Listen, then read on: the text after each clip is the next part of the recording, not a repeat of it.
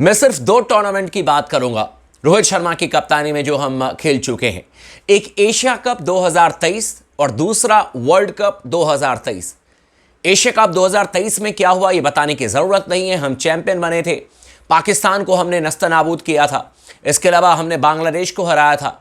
And then of course हमारी जो team है वो जाकर के फाइनल मैच में हरा करके आई थी श्रीलंका को, और बुरी तरीके से हमने श्रीलंका को हराया था। मात्र 50 या 60 रन पर श्रीलंका की टीम जो है वो ऑल आउट हो गई थी, मतलब 3 डिजिट में नहीं पहुंच पाई थी श्रीलंका की टीम। मोहम्मद सिराज ने कोहराम मचा दिया था। दूसरा टूर्नामेंट जो मैं जिक्र करना चाहूंगा वो है वर्ल्ड कप। ठीक एशिया कप के बाद हमने वर्ल्ड कप खेला था, एंड वहां पर ऑफकोर्स भारतीय टीम चैंपियन नहीं बनी, रनर अप हम रह गए।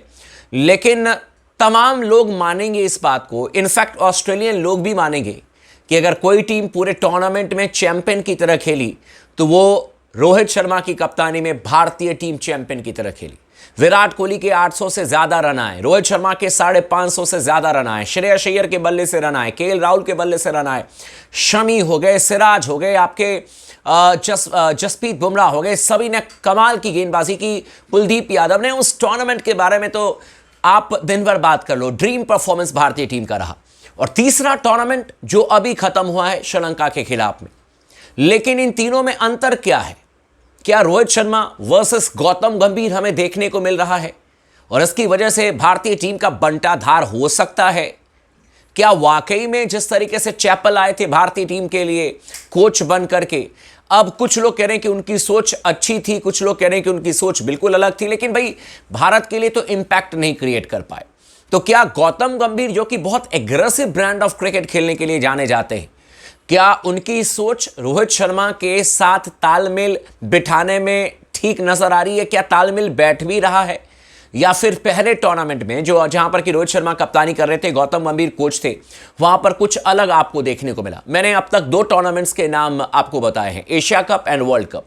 और अब मैं आता हूं श्रीलंका के खिलाफ में 3 एक दिवसीय अंतर्राष्ट्रीय मैच। इन तीनों टूर्नामेंट में क्या अलग चीजें हुई हैं वो मैं आपको बताने की कोशिश करूंगा। और क्यों मैं कह रहा हूं कि मैं चाहता नहीं हूं कि रोहित शर्मा वर्सेस गौतम गंभीर कभी भी हो।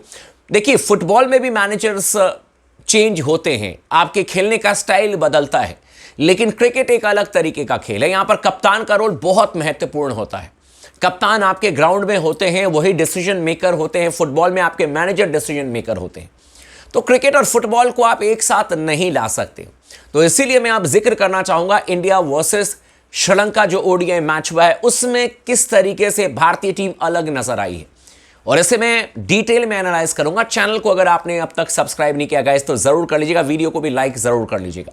सबसे पहले तो जैसे मैंने आपको कहा कि भाई एशिया कप आउटस्टैंडिंग परफॉर्मेंस भारतीय टीम का, वर्ल्ड कप उससे और ज्यादा एक नॉच ऊपर हमने परफॉर्मेंस किया। वर्ल्ड कप नहीं जीते, आई टोटली अंडरस्टैंड, लेकिन वर्ल्ड कप में सबसे बेहतरीन टीम अगर कोई नजर आई तो वो हिंदुस्तान की टीम थी, इसमें किसी को शक नहीं होना चाहिए।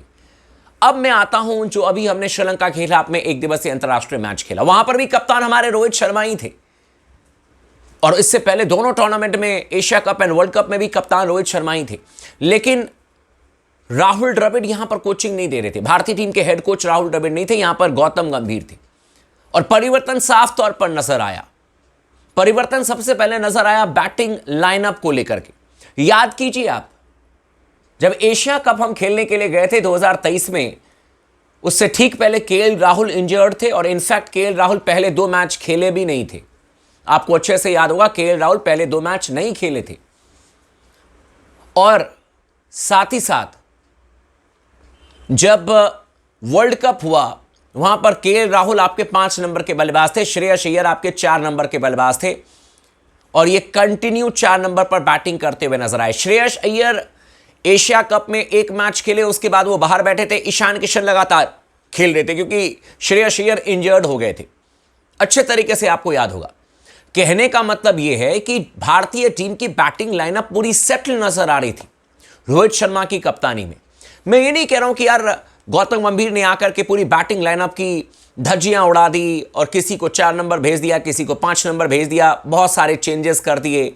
लेकिन एक बात तो बिल्कुल तय है कि पहली टूर्नामेंट में ऐसे लगा जैसे कि सब कुछ प्रूफ करने के लिए गौतम गंभीर आ गए हैं। T20 की बड़ी जबरदस्त तरीके से शुरुआत हुई, भारतीय टीम जीती, ऑब्वियस सी बात है कि अगर हम क्रिटिसाइज करते हैं ओडीआई में हम हारे तो तारीफ भी करनी पड़ेगी, क्रेडिट भी देना पड़ेगा, टी20 में हम जीते। लेकिन मैं ये आप लोगों को समझाने की कोशिश कर रहा हूं कि रोहित शर्मा की कप्तानी का जो नेचर है वो बिल्कुल सिंपल है, पर सिंपल के साथ साथ इफेक्टिव है। यह बात नहीं भूलनी चाहिए, सिंपल है यानी कि 2+2 4, उसमें कोई ज्यादा गणित नहीं लगाते हैं रोहित शर्मा, लेकिन इफेक्टिव है। उनको पता है कि उनके ओपनर्स कौन है, उनको पता है कि 3 नंबर पर कौन खेलेगा, 4 नंबर पर कौन खेलेगा, 5, 6, 7, उनको सब पता है। और उन प्लेयर्स को वो बैक करते हैं, हर मैच में चेंज नहीं कर देते हैं कि आज 3 नंबर कोई और खेलेगा, 4 नंबर कोई और खेलेगा। म्यूजिकल चेयर रोहित शर्मा ने कभी बनाया नहीं, कभी नहीं बनाया। मैंने कभी नहीं देखा रोहित शर्मा की कप्तानी में। एक आध बार एग्जाम्पल चलो ठीक है कभी दिख गया होगा 2021-22 में जब सूर्या से उन्होंने ओपन करा दिया, वो अलग चीज है। लेकिन बड़े टूर्नामेंट में आपने कब देखा रोहित शर्मा को अपनी कप्तानी में बैटिंग ऑर्डर को एकदम ही चेंज करते हुए? मैंने तो नहीं देखा।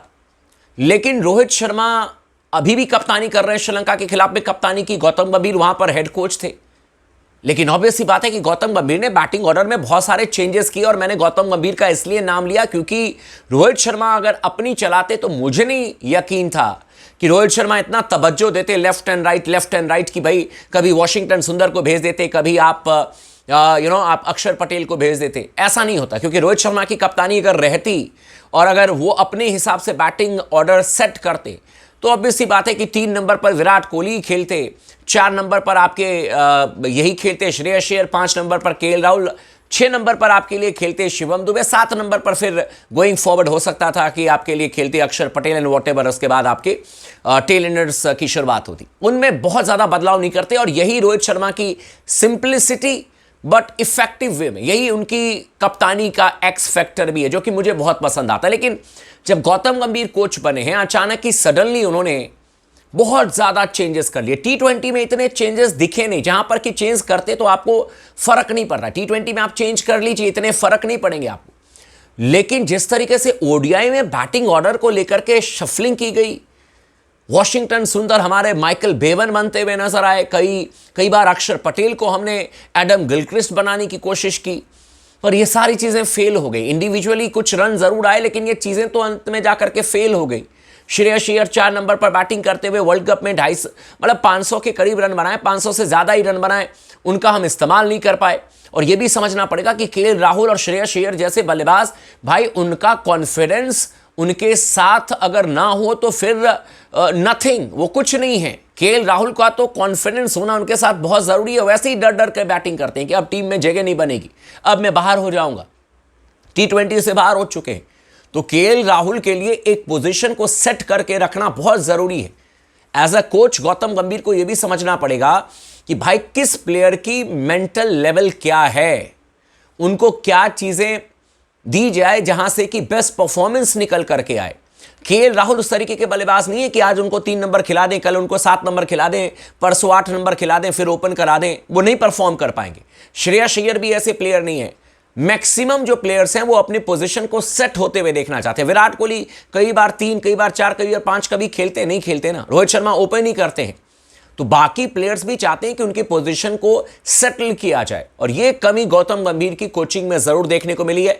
और ये जो फैसले लिए गए श्रीलंका के खिलाफ में, वो ऑफकोर्स रोहित शर्मा के तो नहीं थे, क्योंकि मैंने आपको प्राइम एग्जांपल दे दिया। वर्ल्ड कप, एशिया कप में बैटिंग ऑर्डर को लेकर के कोई ज्यादा बदलाव हुआ ही नहीं पूरे टूर्नामेंट में। 10-10 से 11-11 मैचेस खेल लिए भाई हमने, कोई बैटिंग ऑर्डर को लेकर के बदलाव नहीं हुआ।